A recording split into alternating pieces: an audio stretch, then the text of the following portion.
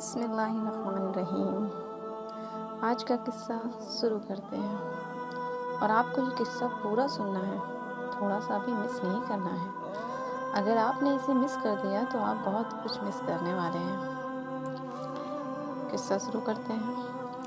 قصہ یہ ہے کہ اللہ والے کسی راہ سے گزر رہے تھے تو ایک گلی میں ان کا گزر ہوا۔ انہوں نے دیکھا کہ ایک ماں اپنے بچے کو مار رہی ہے، اس کو سزا دے رہی ہے، اور مارتے مارتے اتنے غصے میں تھی کہ بچے کو گھر سے باہر نکال دیا اور یہ زور سے دروازہ بند کر دیا۔ بچہ کچھ دیر روتا رہا، بلبلاتا رہا، دروازہ کھٹکھٹاتا رہا، لیکن ماں غصے میں تھی، دروازہ نہیں کھولا۔ بچے نے بہت دیر تک ادھر ادھر دیکھا اور روتا رہا، لیکن دروازہ تو بند تھا۔ پھر بچہ چلتا ہوا ایک گلی کے موڑ پر گیا۔ وہاں گلی پر جا کر چوک پر ادھر ادھر دیکھا، اس کو کچھ سمجھ میں نہیں آیا اور روتا رہا۔ تھوڑی دیر کے بعد وہ تھوڑا اور آگے بڑھا۔ اللہ والے فرماتے ہیں کہ میں اس کا پیچھا کر رہا تھا کہ وہ کیا کرتا ہے، تو بچہ ایک چوک میں بیٹھ گیا۔ وہاں پر تھوڑی دور بیٹھا، بے چین تھا، اپنے پہلو بدل رہا تھا۔ پھر وہ بہت دیر کے بعد وہ واپس گھر کے پاس آیا، دروازہ کھٹکھٹایا، لیکن ماں نے دروازہ نہیں کھولا، تو وہیں پر رونے لگ گیا اور دروازے میں جا کر چپک کر بیٹھ گیا، اور وہیں دروازے پر بیٹھے روتے روتے سو گیا۔ اس کو نیند لگ گئی۔ بہت دیر کے بعد ماں کو جب کوئی کام پڑا تو اس نے دروازہ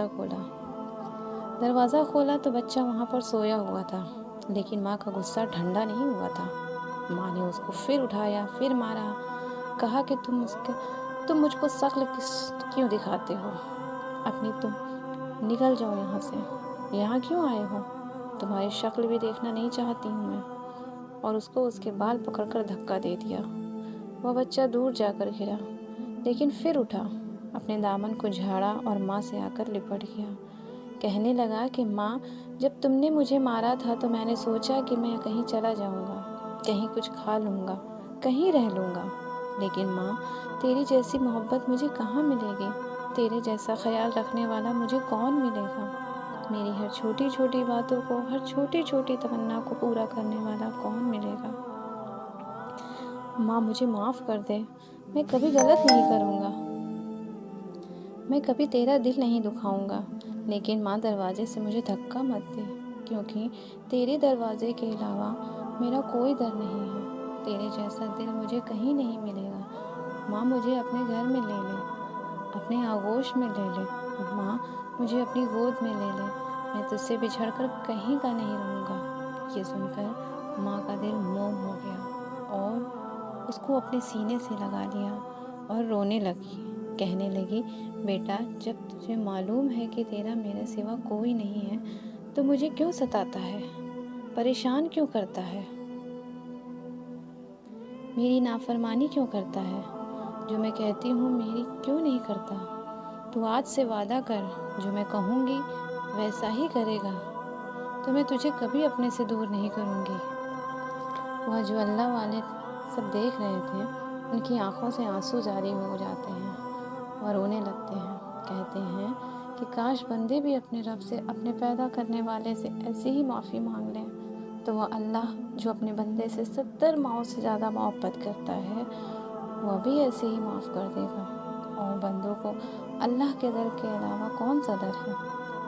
یاد رکھیں، اللہ بندوں سے 70 ماؤں سے زیادہ محبت کرتا ہے۔ صرف ہاتھ اٹھانے کی دیری ہے، گڑ گڑانے کی دیری ہے، بلبلانے کی دیری ہے۔ اللہ ہمیں معاف کر دے گا۔